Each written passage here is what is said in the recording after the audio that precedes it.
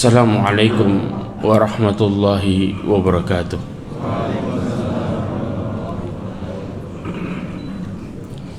Innal hamdalillah nahmaduhu wa nasta'inuhu wa nastaghfiruhu wa nastahdihi wa na'udzu billahi min shururi anfusina wa min sayyiati a'malina may yahdihillahu fahuwal muhtad wa may yudlil falan tajida lahu waliyyan mursyida. Asyhadu an la ilaha illallah wahdahu la syarika lah wa asyhadu anna Muhammadan abduhu wa rasuluh. Qala Allah ta'ala fi kitabihil karim, a'udzu billahi minasy syaithanir rajim. Ya ayyuhalladzina amanu taqullaha haqqa tuqatih wa la tamutunna illa wa antum muslimun. Ya ayyuhalladzina amanu taqullaha wal tandur nafsum ma qaddamat lighad wattaqullaha innallaha khabirum bima ta'malun. Ma'asyiral mu'minin rahimani wa rahimakumullah jami'an. Alhamdulillah, kita bersyukur pada Allah Azza wa Jalla yang berikan kita kesempatan sebesar-besarnya melakukan ketaatan, karena keberuntungan itu terjadi bersamaan dengan hidayah yang Allah berikan kepada kita semua. Allah Subhanahu wa ta'ala berfirman, ulaika ala hudam mir rabbihim wa ulaika humul muflihun. Dalam surat Al-Baqarah ayat 5 Allah berfirman, mereka Allah yang Allah Subhanahu wa ta'ala selalu berikan mereka petunjuk terus menerus, ala hudam mir rabbihim, dan mereka lah adalah orang-orang yang beruntung. Yang beruntung sebenarnya ya ikhwah. Kenapa? Karena Allah Subhanahu wa ta'ala berfirman tentang orang-orang yang diberikan keberuntungan ketika mereka bersyukur dan beriman. Ma yaf'alullahu bi'adabikum in syakartum wa amantum wa kana Allahu syakiran alima. Allah berfirman, Allah Subhanahu wa ta'ala tidak akan pernah mengadab kalian jika kalian bersyukur dan beriman. Dan Allah Maha mensyukuri dan Maha mengetahui. Syekh Abdul Razak bin Abdul Muhsin Al-Abbad memberikan statement terhadap ayat ini, mengatakan, jika kalian bersyukur dan beriman yang dengannya tujuan kalian diciptakan, maka buat apa Allah mengadab kalian? Karena tujuan manusia diciptakan, mereka sudah mendapatkannya. Allah berfirman, wa ma khalaqtul jinna wal insa illa liya'budun. Tujuan mereka untuk menggapai hidayah sudah dapat, maka kemudian Allah berikan mereka kebahagiaan hidup, keberuntungan dunia dan akhirat. Salawat dan salam kepada Nabi Muhammad sallallahu alaihi wasallam, khairul anbiya'i wal mursalin, sebaik nabi dan sebaik rasul. Ma'asyiral mu'minin rahimani wa rahimakumullah. Judul kita kali ini gak lepas dari bagaimana yang pertama dakwahnya para nabi. Para nabi berdakwah itu dengan cara targhib wa tarhib, memberikan motivasi dengan mengingatkan nikmat Allah. Di sisi yang lain juga para nabi memberikan kepada mereka peringatan tentang adab Allah kalau mereka nyeleweng. Ya. Maka Al-Imam Ibnu Qayyim Al-Jauzi mengatakan dalam kitabnya Al-Fawaid, disebutkan seseorang itu menuju kepada Allah sebagaimana burung terbang. Burung itu memiliki 3 komponen penting, kepala sama 2 sayap. Kepalanya apa? Adalah rasa cintanya kepada Allah Azza wa Jalla, dan 2 sayapnya adalah harapan dan rasa takut. Ya, artinya mereka itu butuh cinta, harapan dan rasa takutnya. Kemudian Ibnu Qayyim mengatakan kalau kepalanya terputus maka dia mati. Makanya kalau seseorang nggak punya rasa cinta dalam beribadah, maka mereka melalui hidupnya dengan keterpaksaan. Berapa banyak orang-orang yang kemudian terpaksa menghadiri sholat Jumat. Kenapa? Takut dibilang munafik kalau nggak datang. Artinya benar-benar terpaksa. Kapan datangnya? Mepet-mepet baru datang. Nah, apalagi pas komat paniknya luar biasa, dari jauh udah lari-lari. Ini menunjukkan ketika seseorang melakukan ibadahnya bukan karena kecintaan, tapi karena keterpaksaan. Kemudian apa? Kalau kepalanya sehat, tapi salah satu sayapnya putus, harapan dan rasa takutnya hilang salah satunya, maka dia akan jadi buruan mangsa. Kenapa nggak bisa terbang itu? Ya, dan mereka mudah terkena fitnah di dunia. Nah, untuk kemudian kita menumbuhkan rasa harapan dan rasa takut kita kepada Allah Azza wa Jalla, maka perhatikan beberapa hal. Hal yang pertama adalah fahami dan renungi bahwa anugerah yang Allah berikan kepada hambanya dalam menjalankan kehidupan ini sangat besar. Ya, Allah Subhanahu wa Ta'ala mengatakan Ar-Rahmanir Rahim. Kita kalau terjemahin tuh Maha Pengasih, Maha Penyayang. Apa bedanya? Ya, coba lihat tafsirnya secara dalam, maka kita akan dapati di situ di antaranya para ulama tafsir mentafsirkan bahwa Ar-Rahman adalah kasih sayang Allah kepada seluruh makhluknya. Seluruh makhluknya. Ya. Makanya Allah Subhanahu wa Ta'ala berfirman dalam surat Hud ayat 6. Allah berfirman, "Wa ma min dabatin fil ardi illa 'alallahi rizquha."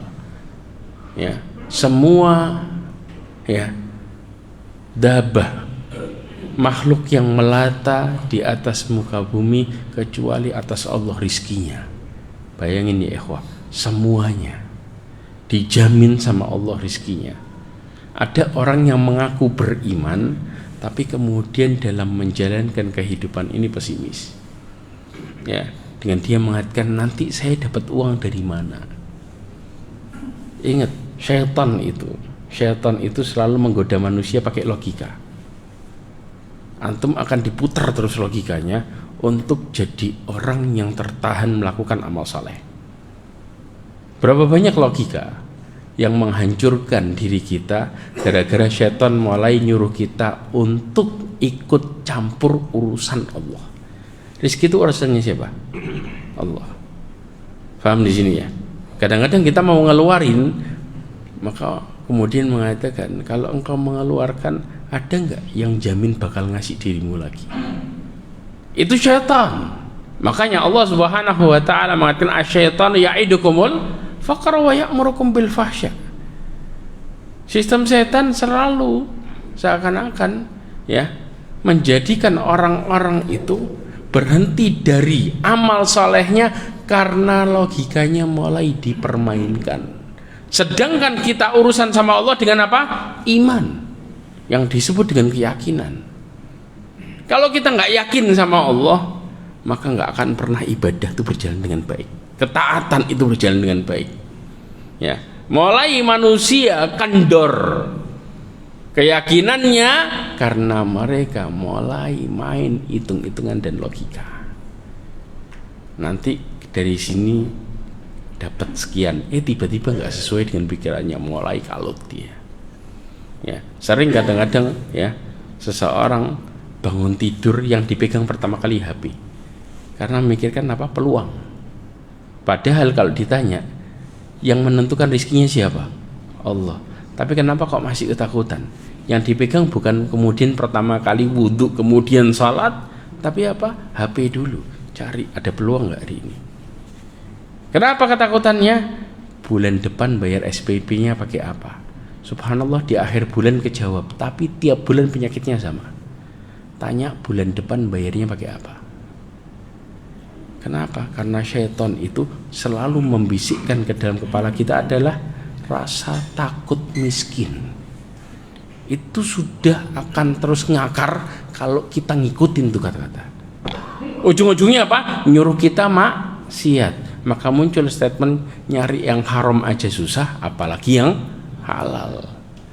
Ini orang yang kemudian mereka ikut campur urusannya Allah masalah rizki, maka mereka mulai berpikir dengan pikiran bagaimana caranya dan mengandalkan dirinya ya ikhwan. Nanti penyakit ini akan terjawab. Ya. Makanya Allah Subhanahu wa taala mengatakan apa? Tidaklah suatu makhluk pun kecuali Allah akan jamin rizkinya. Ya'lamu mustaqarraha wa mustaudaha. Allah mengajarkan kemana dia harus nyari dan kemana nyimpennya. Allah semua sudah ajarkan caranya. Tinggal kita ikhtiar, kemudian doa dan tawakal kepada Allah Azza wa Jalla. Karena Allah mengatakan tentang rizkinya orang yang bertakwa apa? Wa yarzuqhu min haitsu la yahtasib. Al-Imam Ibnu Katsir mengatakan di dalam tafsirnya disebutkan hati manusia tidak akan pernah bisa terbetik dari mana tuh jalannya. Nggak kebayang. Karena Allah Subhanahu wa taala menginginkan setiap hamba yakin bahwa itu datangnya dari Allah Azza wa Jalla. Makanya jangan ikut campur. Tapi berusahalah. Makanya orang-orang yang bertawakal kepada Allah, apa kata Rasulullah? Wa may yatawakkal 'ala Allahi haqqa tawakkulih la razaqahum kama yarzuqut tayr takhadu himasan wa taruhu bitanan. Ya, barang siapa yang bertawakal kepada Allah dengan sebenar-benar tawakal, dia akan diberikan rezeki seperti rezekinya burung, berangkat perut kosong, pulang dalam keadaan perut kenyang. Burung sama kita itu burung nggak ngoyo-ngoyo banget. Berangkatnya kapan? Pagi habis subuh. Pulangnya kapan? Sebelum maghrib sudah pulang. Manusia berangkat sebelum subuh, pulang jam 10 malam. Subhanallah. Habis gitu ninggalin utang lagi. Ya. Makanya kita harus paham baik-baik tentang bagaimana Allah menjamin dengan sebenar-benarnya. Ya. Kemudian Allah berbicara lagi tentang masalah Ar-Rahim. Kasih sayang Allah khusus untuk orang mukmin. Allah mengatakan wa kana bil mu'minina rahima. Allah berikan orang-orang mukmin yang yakin sama Allah petunjuk dan keyakinan untuk selalu mendekatkan diri kepada Allah dan istiqomah di atas kebenaran. Ya. Ini yang pertama. Yang kedua ya ikhwah, kita harus paham menghayati bahwa peluang amal saleh itu pintunya lebih banyak daripada maksiat. Jelas. Kita kadang-kadang kalau berpikir amal soleh sama maksiat banyakkan mana? Orang ngomongnya apa? Maksiat. Padahal banyakkan peluangnya amal soleh, jangan salah. Allah Subhanahu wa taala mengatakan dalam hadis qudsi yang diriwayatkan oleh Al-Imam Bukhari dan Muslim dalam sahihain disebutkan, yaqulullahu ta'ala idza arada abdi ay ya'mala sayyi'atan fala taktubuha alaihi hatta ya'malaha. Kalau hambaku menginginkan untuk melakukan keburukan, maka janganlah engkau tulis sampai dia melakukannya. Paham ya? Jadi kalau masih niat nggak ada catatan di situ. Ya. Kemudian fa in amilaha faktubuha bimithliha. Kalau dia melakukannya maka tulis dengan sebanding dosanya. Jadi catatan dosa itu ditulis kalau pas ngelakuin. Itu hitungannya. Ya. Ini secara umum, tapi kita nggak berbicara tentang masalah seorang yang berdosa ketika di dua tanah haram. Ini berbeda, ini berbeda kondisinya. Ya. Kemudian wa in tarakaha min ajli faktubuha lahu hasanah. Kalau dia ninggalin dosanya karena aku kata Allah, maka tulis satu kebaikan. Subhanallah ya ikhwah.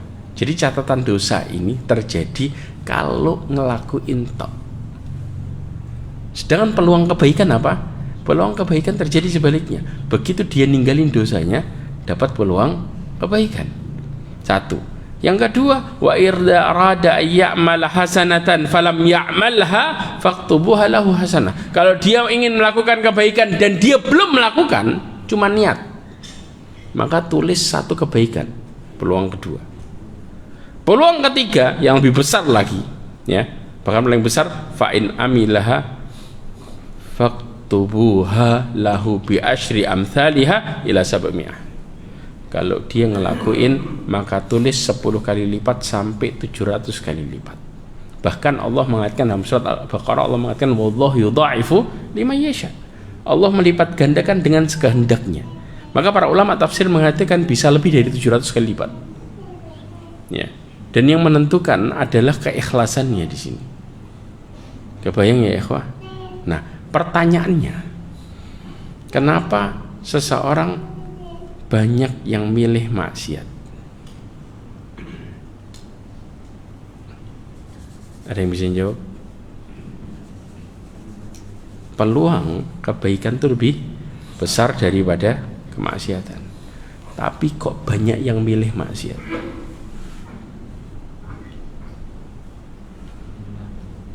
Ya? Menyenangkan. Oke. Bukan jawabannya. Kenapa? Taat itu nyenengin nggak?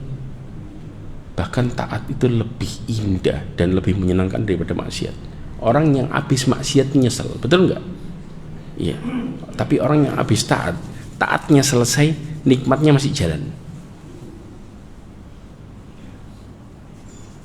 Makanya kadang-kadang orang mengatakan Ustaz, maksiat menyenangkan, taat lebih menyenangkan, lebih peluangnya. Tapi kenapa orang pilih maksiat?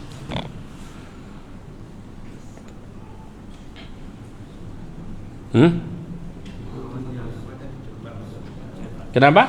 Nikmatnya di depan kalau maksiat itu. Kalau taat nikmatnya di belakang. Lakukan bersentuh nikmatnya taat. Tapi kalau maksiat nikmatnya di depan, orang di depan. Padahal setelah kita kita nyesel. Ya. Penempatan nikmat aja. Subhanallah. Ya ikhwah, coba perhatikan. Orang yang taat, yang ngerti keutamaannya, dengan mereka belajar, maka mereka juga merasakan nikmatnya di awal. Mau ngelakuin itu senang. Kenapa? Allah kasih hidayah hatinya, mau ngelakuin senang. Kalau udah taat itu kan. Loh, sebelumnya juga karena Allah memberikan dia motivasi, maka kemudian apa? Mereka melakukan dengan penuh kebahagiaan. Paham ya? Makanya ini hati-hati, ini mindset nih. Ya. Tapi sebenarnya bukan ini jawabannya. Ada lagi yang ngomong apa tadi? Hah? Rasa takut? Enggak. Takut sama Allah? Enggak, yang maksiat. Kenapa orang milih maksiat? Karena setan. Hah? Bujukan setan, Masya Allah. Jangan gampang salahin setan. Ya. Jangan salah, setan itu ketika di neraka dia berkhutbah. Buka surat Ibrahim ayat 22. Ya. Di dalam surat Ibrahim ayat 22, Allah Subhanahu wa taala berfirman tentang khutbahnya syaitan. Ya. Ketika di neraka, wa qala syaitanu lamma qudiyal amru. Syaitan berkata ketika sudah diputuskan perkara. Ya, apa yang terjadi? Innallaha wa'adakum wa'dal haq wa wa'adtukum fa akhlaftukum. Sesungguhnya Allah menjanjikan bagi kalian janji yang benar. Janji Allah enggak pernah meleset. Dan aku menjanjikan bagi kalian dan aku menyelisih janjinya. Makanya setan itu selalu apa? Ngasih iming-iming dan semua palsu, semua. Karena janjinya setan akan selalu berseberangan sama janjinya Allah. Dan janji Allah pasti benar. Kalau yang berseberangan berarti otomatis apa? Semuanya tipuan. Ya. Ini yang ngomong setan sendiri. Kemudian maka nali alaikum min sultan illa an da'autukum fastajabtum li. Ini jawabannya. Ya. Aku tidak punya kekuasaan atas kalian kecuali aku hanya ngajak kalian kemudian kalian yang jawab. Berarti yang salah siapa? Manusia. Kenapa kok mau iya? Karena ajakan tuh punya dua pilihan enggak? Apa satu pilihannya? Dua. Iya atau enggak? Tapi pertanyaannya kok mau milih iya? Ya. Maka kemudian syaitan menegaskan lagi, ya, kata syaitan, fala talumuni walumu anfusakum. Jangan salahin saya, salahin diri kalian sendiri. Kok mau ngikut kenapa? Makanya ya ikhwah, yang suka nyalahin syaitan, ya, mulai kita muhasabah. Kenapa? Manusia ini lebih gampang nyari kambing hitam daripada muhasabah diri sendiri. Karena begitu salah siapa ini yang salahin? Nyari dulu orangnya, korbannya siapa. Padahal semua kesalahan berawal dari pilihan kita. Kita yang milih iya atau enggaknya. Nah, balik lagi pertanyaannya. Kenapa kok lebih milih maksiat? Hah? Lemahnya iman. Kalau antum bilang sebenarnya iya, tapi kurang lengkap. Coba perhatikan baik-baik. Apa kira-kira? Jawabannya ada di dalam surat Yusuf ayat 53. Allah Subhanahu wa taala berfirman, ketika Nabi Yusuf dalam posisi digoda Zulaiha, kemudian Nabi Yusuf memberikan argumen, inna nafsa la'ammaratum bisu illa ma rahima rabbi inna rabbi ghafurur rahim. Itu alasannya.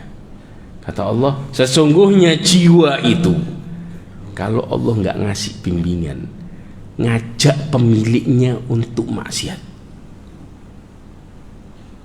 Jadi kalau kita bicara ngandalkan diri sendiri, maka otomatis pelakunya lebih senang maksiat daripada taat. Makanya kebayang nggak, bulan Ramadan nih kita lagi baca Quran, ngelihat di jalan orang pada ngabuburit, mulai hati mengatakan, kayaknya enak yang situ lebih seru daripada yang di sini. Kebayang, padahal kita lagi taat waktu itu.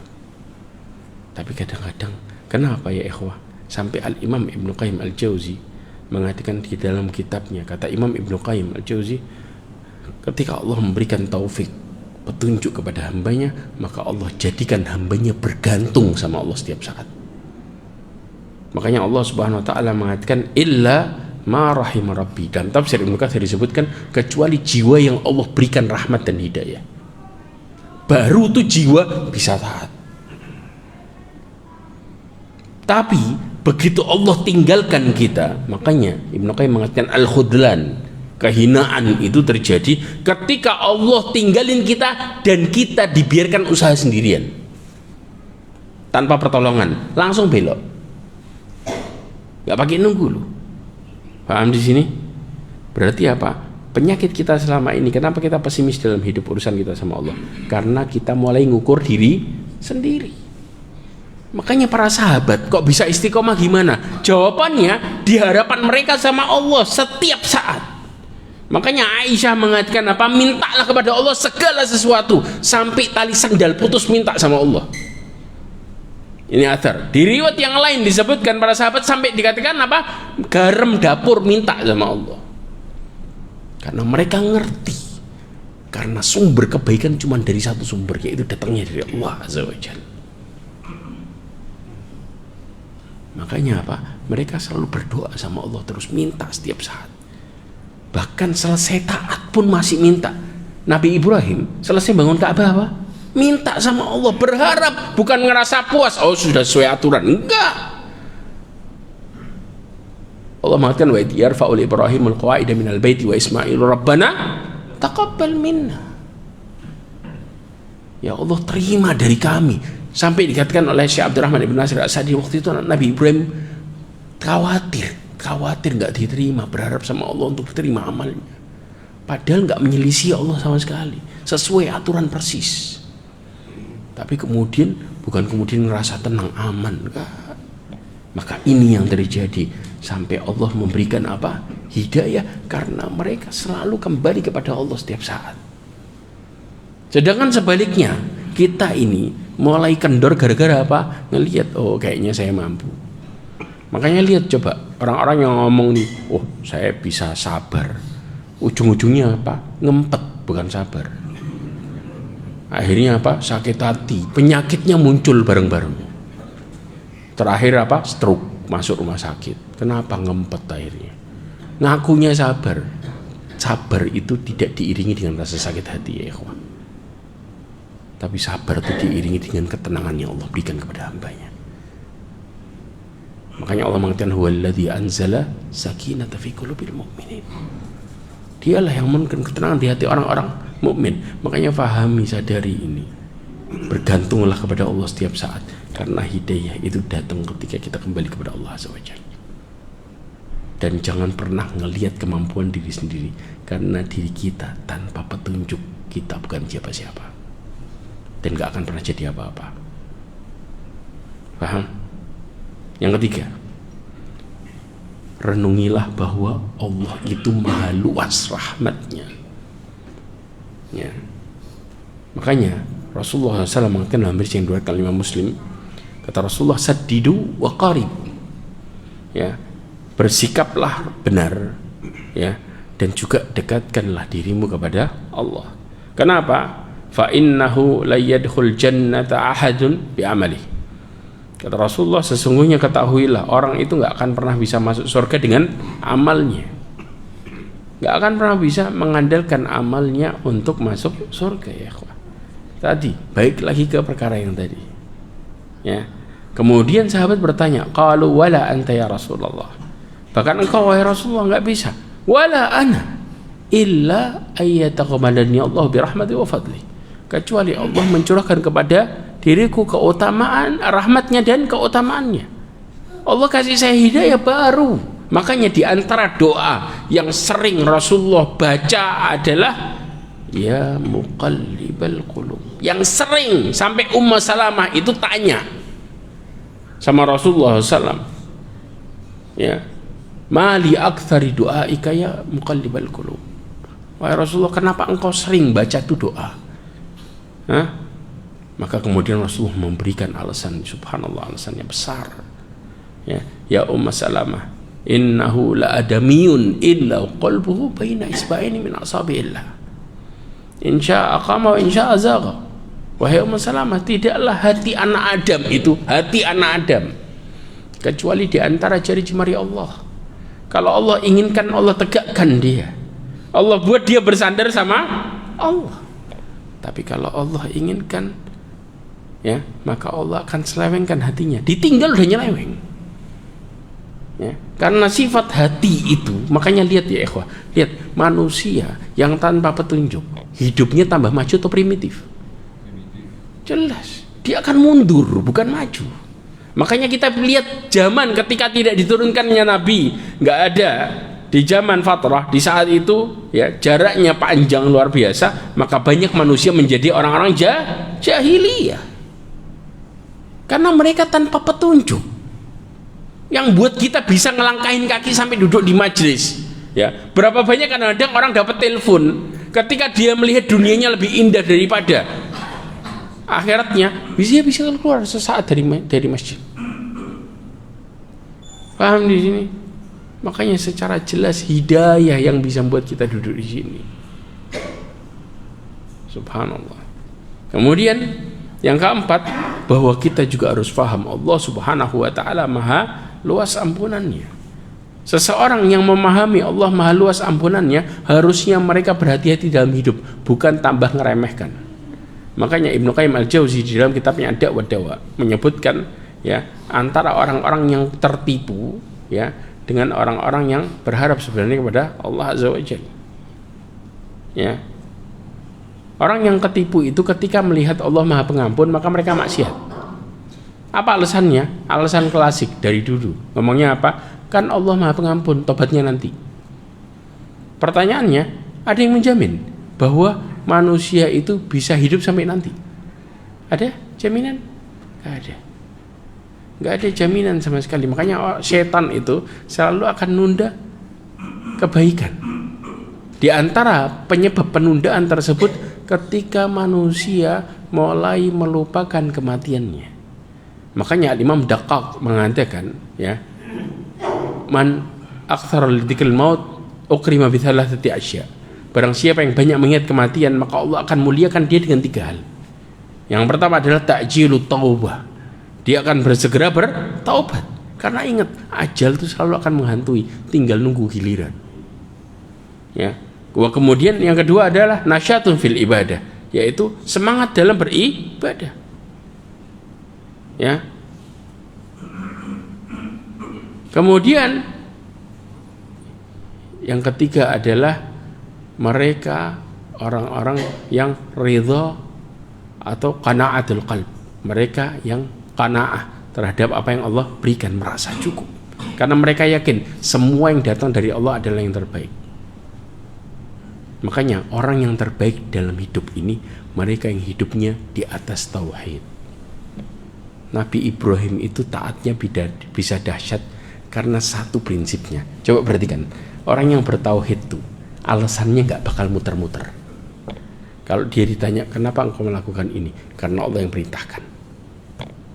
Kenapa Allah perintahkan? Semua perintah Allah yang terbaik. Ada jawaban lagi nggak? Perlu jawaban yang lain nggak? Orang sudah nggak akan pernah tanya lagi, selesai sudah. Kalau mereka sudah mengatakan yang terbaik, ya udah. Coba yang lain, yang cari pembenaran, dia akan muter-muter jawabannya. Kenapa? Dari sini, ya, kemudian nanti lari ke Jakarta dulu. Dari Jakarta lari ke Afrika, dari Afrika balik muter kemana lagi? Dia akan terus muter-muter cari jawaban yang ujung-ujungnya dia sendiri bingung.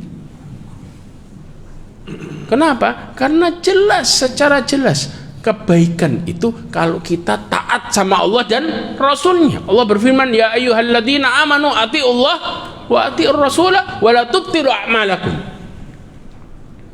Taati Allah dan taati Rasulnya, dan janganlah batalkan amalan kalian. Di dalam tafsir Muyassar disebutkan membatalkan amalan adalah dengan melakukan kemaksiatan.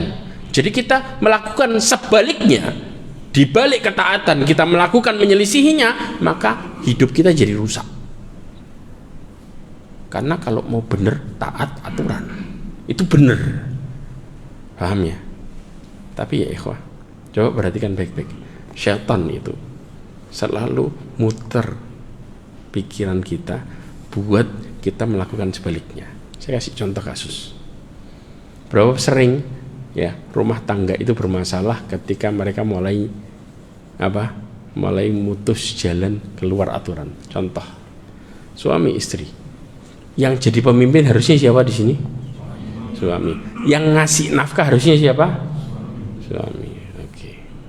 Ketika mulai peranan wanita mencari nafkah dan ternyata hasilnya lebih gede dari suami, hidupnya bermasalah atau tenang? Masalah atau tenang? Jujur, masalah kan?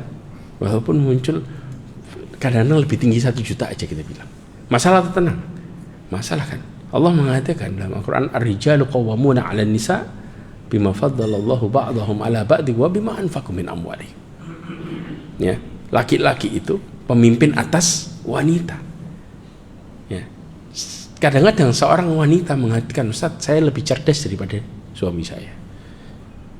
Ya ikhwah, yang berjalan dalam kehidupan ini, yang terbaik itu kecerdasan atau keberuntungan?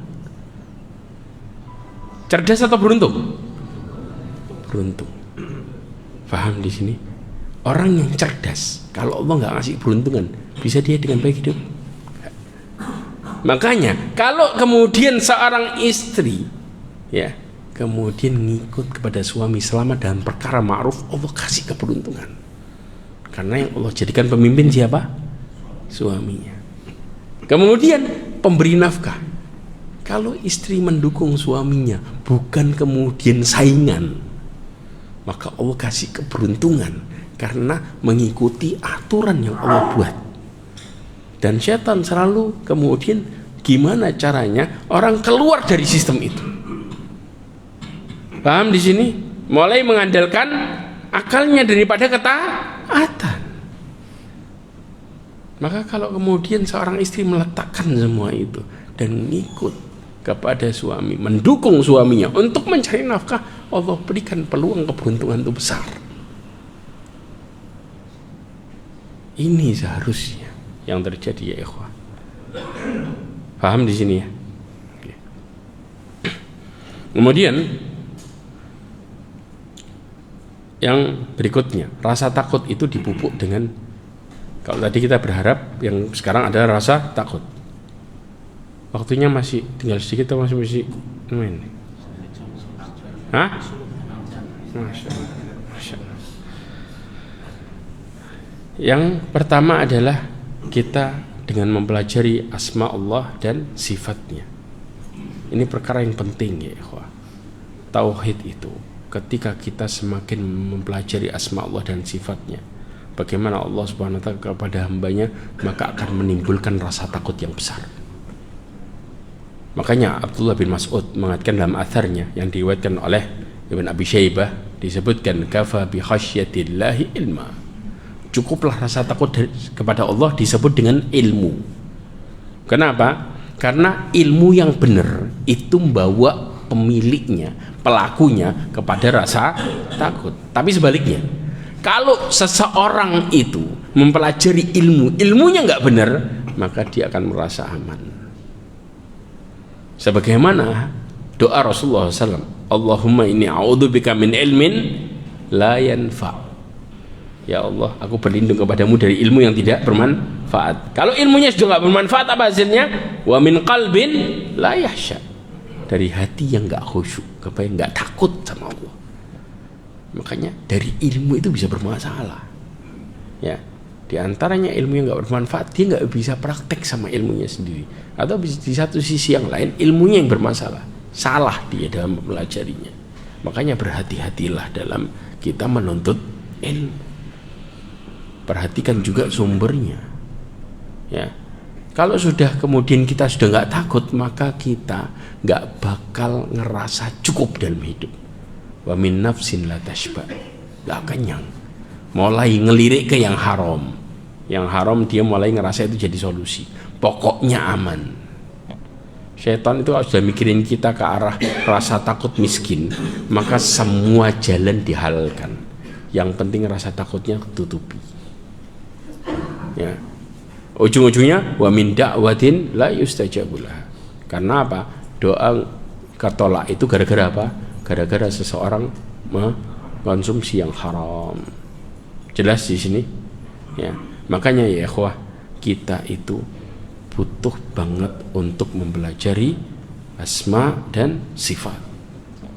Di antara perkataan Rasulullah SAW tentang permasalahan asma wa sifat, walillahi man ahsaha dakhal jannah, kata Rasulullah SAW, ya, Allah itu memiliki nama-nama yang baik, ya. Barang siapa yang mempelajarinya, maka dia akan masuk surga. Ahsaha di sini diantaranya adalah dikatakan menghitung dan mempelajarinya. Kenapa? Coba satu aja kita renungin. Allah Subhanahu wa ta'ala maha mendengar, as-sami'. Ya. Kalau kita tahu Allah maha mendengar, ya, kira-kira kita mulai membicarakan tentang kemaksiatan sendiri aja, Allah dengar nggak kira-kira? Kita kalau kita lagi gunjing nih, orang yang digunjing tahu, kita ngerasa aman apa takut? Tapi kenapa kita kadang-kadang takutnya sama manusia lebih gede daripada takutnya sama Allah? Padahal Allah yang punya hidup dan yang menentukan nasib kita. Ini gak terasa kadang-kadang.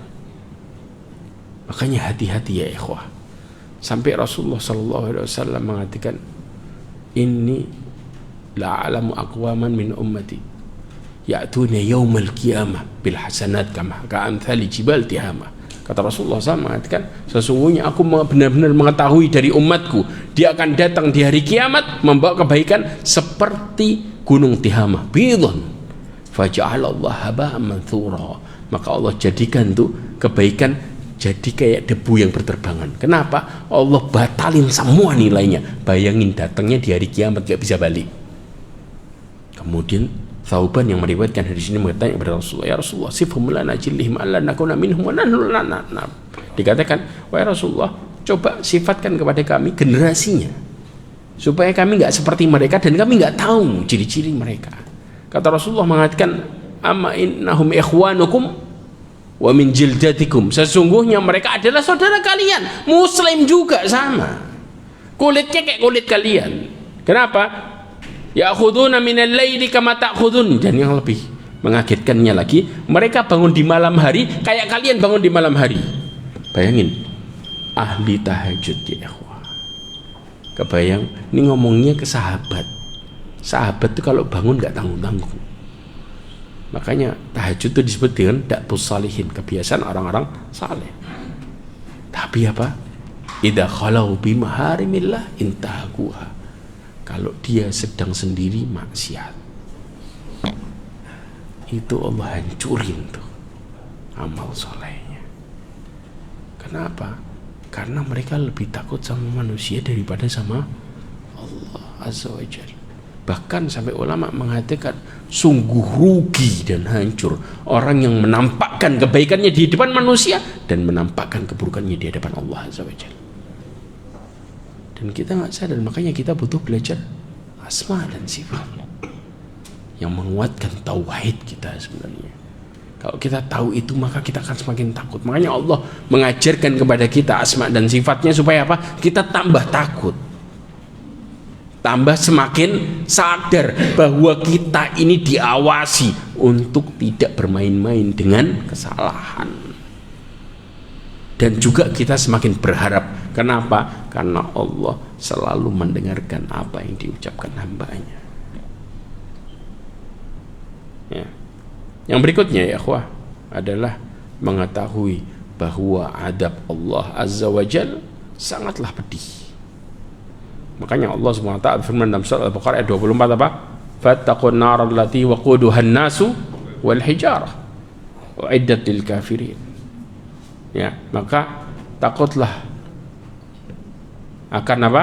Api neraka yang bahan bakarnya manusia dan batu yang dipersiapkan bagi orang-orang yang kafir. Ya ikhwah, subhanallah, ada sebuah kisah. Makanya inilah berkahnya ilmu. Ada sebuah kisah yang ditulis di dalam kitab Bahrul Madid. Disebutkan ada seorang pemuda yang menuntut ilmu di daerah Fas. Pemuda ini suatu saat ada ibu sama anak perempuannya. Dikatakan anak perempuannya ini cantik. Ya. Dia keluar rumah, kemudian tiba-tiba kepisah sama ibunya. Sampai akhirnya malam datang, nih anak perempuan bingung mau pulang. Mau pulang sendirian, takut apa? Ada orang yang goda. Tapi kalau nggak pulang mau tinggal di mana? Akhirnya dia dilihat ternyata ada satu rumah yang lampunya nyala. Dulu pakai minyak, apa istilahnya lampu minyak, paham ya? Maka kemudian diambil itu rumah, dilihat ke dalamnya, dia ngintip, ternyata apa? Ada laki-laki yang sedang membaca buku agama. Dia sedang belajar malam-malam. Kemudian dia berpikir di dalam hati ini perempuan, mengatakan kalau nggak ada kebaikan terhadap laki-laki ini maka nggak akan ada kebaikan sama sekali. Kenapa? Orang yang berilmu aja rusak, gimana yang nggak berilmu? Maka kemudian dia mulai membenarkan diri ngetuk.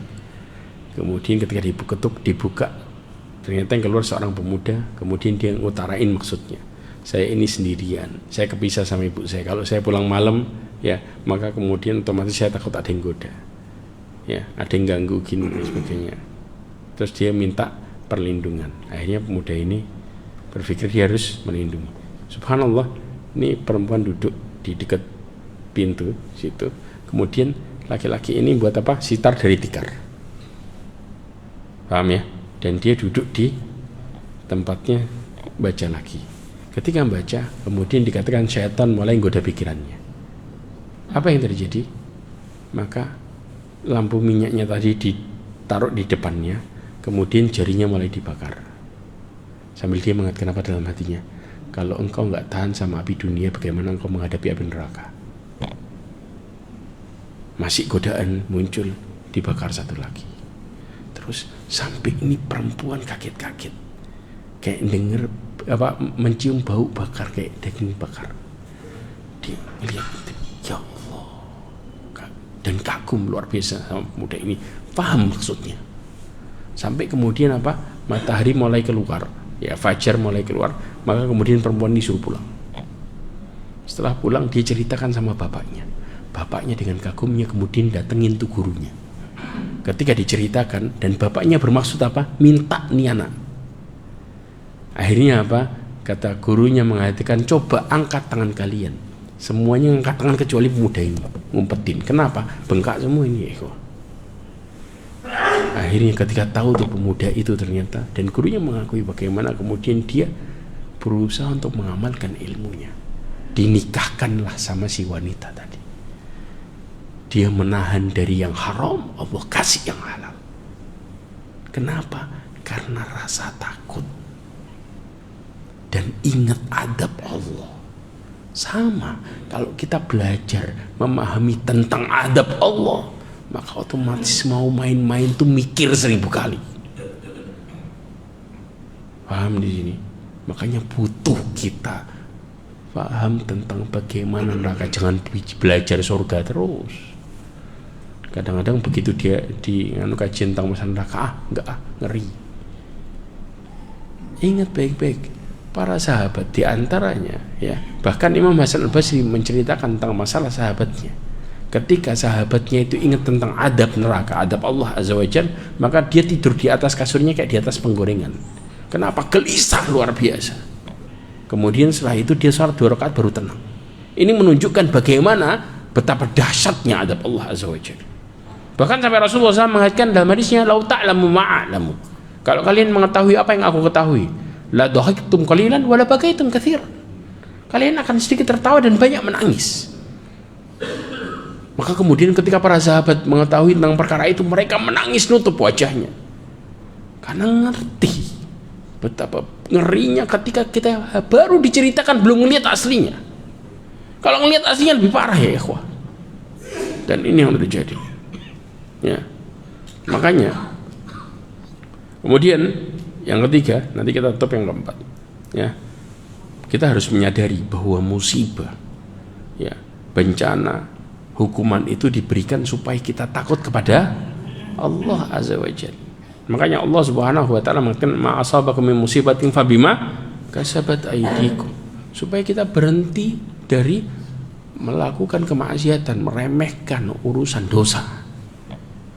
Semua yang menimpa kalian dari masalah itu karena kesalahan diri kalian. Tapi Allah mengatakan wa ya'fu an katsir, dan Allah banyak memaafkan. Ya, kenapa? Imam Ibnu Katsir mengatakan, menyebutkan dalam tafsirnya, yang dimaafin sama Allah lebih banyak daripada yang dihukum. Karena kalau semua dihukum, ya, Allah Subhanahu wa taala mengatakan, "Lau yu'akhidullahu bima kasabu ma taraka 'ala dhahriha min dabbah." Kalau Allah menghukum terhadap apa yang dilakukan manusia, maka Allah nggak akan pernah meninggalkan di atas muka bumi satu hal pun. Mati semuanya. Salah hukum, kita nggak ada yang hidup di sini. Jadi Allah itu maafinya lebih banyak daripada yang dihukum ke diri kita, supaya kita sadar bahwa Allah ngasih kesempatan kita itu besar dalam balik sama Allah dalam setiap urusan. Makanya hukuman itu menyadarkan seseorang untuk kembali sama Allah Azza wa Jalla. Makanya dalam hadis Imam Tirmidzi menyebutkan Rasulullah SAW, ya, dalam hadisnya apa? Kata Rasulullah, ya, innallaha idza ahabba qauman ibtalahum. Kalau Allah cinta sama satu kaum, Allah akan uji dia. Ya. Supaya apa? Allah lihat sikapnya. Fa in radiya falahu ridha. Kalau dia ridho sama ujian itu, maka Allah juga ridho sama dia. Wa in sakhita falahu sukhut. Kalau dia benci sama ujian itu, siapa yang salah di sini? Dia. Allah cuma memberikan konsekuensi di balik kesalahannya. Ya. Kalau dia benci, Allah juga benci sama dia. Paham di sini ya? Makanya itu yang terjadi ya ikhwah. Kita harus paham. Maka inilah yang menjadikan kita semakin takut kepada Allah. Dan yang terakhir adalah jangan pernah merasa aman dan selalu waspada, takut terjerumus ke dalam kemaksiatan. Makanya di dalam hadis qudsi yang diriwayatkan oleh Imam Ibnu Majah, Allah Subhanahu wa taala mengatakan ma ajma'u ala abdi amnaini wala khaufain. Aku tidak mengumpulkan kepada hambaku dua rasa aman dan dua rasa takut sekaligus. Paham? Fa in amanani fid dunya akhaftuhu yaumal qiyamah. Kalau dia merasa aman, ya, sama peringatanku di dunia, aku buat dia ketakutan di hari kiamat. Ya, Allah mengatakan fala ya'manu makrallah. Ya, maka tidaklah merasa aman dari makar Allah kecuali kaum yang merugi. Ya, karena orang-orang yang merasa aman dari makar adalah mereka yang tertipu sebenarnya. Makanya para sahabat itu ketakutannya luar biasa dahsyat. Tahu nggak Utsman bin Affan? Apa perkataannya? Kata Utsman bin Affan, ya, di akhir hidupnya, lau annani bainal jannati wan nar wala a'rif ila ayyatu ma'asir. Kalau seandainya aku antara surga dan neraka dan aku tidak mengetahui kemana aku harus berjalan, di saat itu dihadapkan antara surga dan neraka, lakhtartu Ramadan, aku akan milih jadi debu sebelum aku tahu kemana aku harus berjalan. Karena saking takutnya kalau ternyata disuruh masuk neraka. Padahal Utsman bin Affan berkorban dengan hartanya dan Rasulullah menyaksikan bagaimana Rasulullah SAW mengatakan tentang jaminan surga, tapi tetap ketakutan. Ini menunjukkan bagaimana mereka selalu introspeksi dan melihat amalannya dalam kondisi bukan amalan yang terbaik, terus nambah. Ya. Sebaliknya, kemudian Allah mengatakan, wa in khafani fid dunya amantuhu yaumal qiyamah. Kalau dia takut sama aku di dunia, aku buat dia aman di hari kiamat. Jelas ya ikhwah. Mudah-mudahan ini jadi motivasi untuk kita semuanya untuk selalu berharap dan takut kepada Allah Azza wa Jalla. Karena kebaikan itu hanya ada di tangan Allah Azza wa Jalla. Dan raihlah kebaikan itu dengan selalu berdoa dan bermunajat serta berusaha mendekatkan diri kepada Allah Azza wa Jalla. Ini yang bisa saya sampaikan, kurang lebihnya mohon maaf. Mudah-mudahan Allah SWT memberikan kita istiqomah dalam ketaatan, dan mudah-mudahan Allah SWT menjaga diri kita dan keturunan kita dari fitnah serta dari kesesatan yang ada, dan mudah-mudahan Allah SWT menutup hidup kita semua dan keluarga kita dengan husnul khatimah. Subhanakallahumma bihamdika asyhadu an la ilaha illa anta astaghfiruka wa atubu ilaik wa akhiru da'wana alhamdulillah wassalamu alaikum warahmatullahi wabarakatuh.